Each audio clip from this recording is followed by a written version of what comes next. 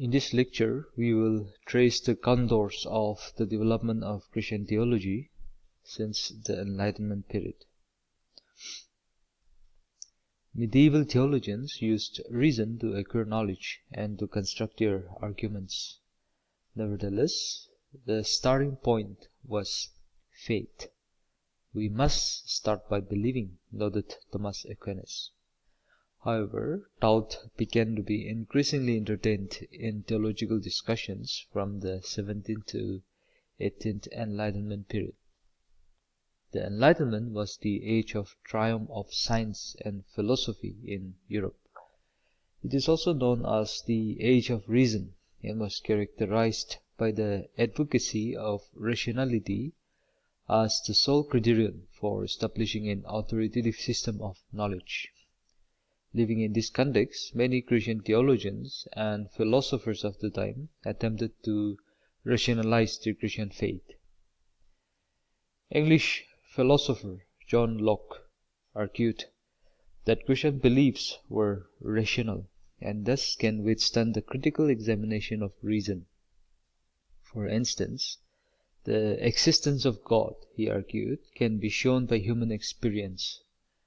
The evidence for God's existence, he posited, was in the fact that we exist. Nothing cannot produce anything. And since we exist, therefore, he argued, there must be a source, that is, God. Anglican clergy and philosopher William Paley, in his work Evidence of Christianity, constructed a famous argument to prove that God is the creator of the world. He argued that if someone found a watch abandoned in a beach, he would have to conclude that somewhere there was a watchmaker. In the same way, Paley argued, the orderliness of the world proves the existence of a creator. The difficulty, however, was in trying to give a rational explanation to Christian beliefs like Trinity, miracles, sin, and so on, which involves supernatural elements. In the light of this, some argued for a natural religion, the most ancient and truest religion, which was to be found in the simple belief in the existence of God. They argued that from birth there is an imprinted idea in everyone that there is a God. The true religion is the worship of this God. This philosophical position, known as theism, attempted to replace Christianity with a universal philosophical religion. Thomas Bain was one such deist. The implication of this on Christian faith is that they considered every Christian belief and practice that could not be explained by reason as redundant. Thus the deists ridiculed the doctrine of Trinity as logically absurd. They also reinterpreted the death of Jesus on the cross as simply a supreme moral example. Towards the end of the 18th century, people began to react against the Enlightenment's reduction of reality into a series of rationalized simplicities. Instead, a new appreciation of the importance of human feelings emerged. This movement is known as Romanticism. This has implications on Christianity in the form of the emergence of liberal theology. German theologian Friedrich Schleiermacher is considered as the father of liberal theology. He posited that the religion in general and Christianity in particular was a matter of feelings, which for him is not merely an emotion, but the deep inner sense of man that he exists in a relationship of absolute dependence upon God. This God consciousness for him was the foundation of all religion. This led him to the conclusion that other great world religions, apart from Christianity, might also perceive this God consciousness. This laid the foundation for the introduction of religious pluralism in Christian theology. For Schleiermacher, there is no self-disclosing God. in the traditional sense. Man's own feelings constituted his ground of reality. This meant a new concept of revelation.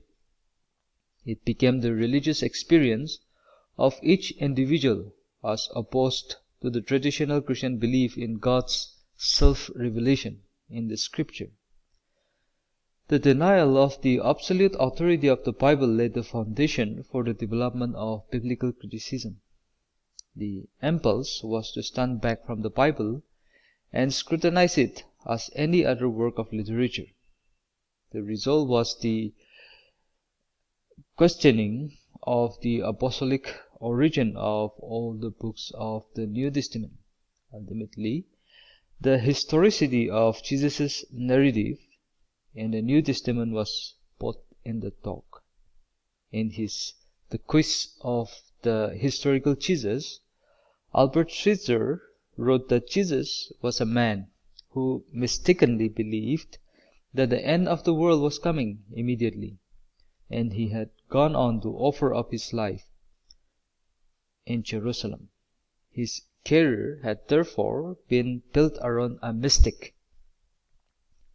If there was a historical Jesus to be found in the Gospels, he argued, he was a figure of failure and tragedy. Liberal theology was not an outright rejection of Christianity. Rather, it was a rejection of the uniqueness of the Christian faith.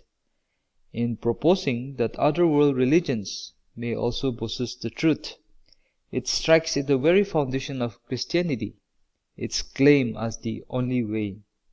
Also, in treating the Bible as any other literature, it subjected the Bible to a scrutiny unprecedented in any time of history before.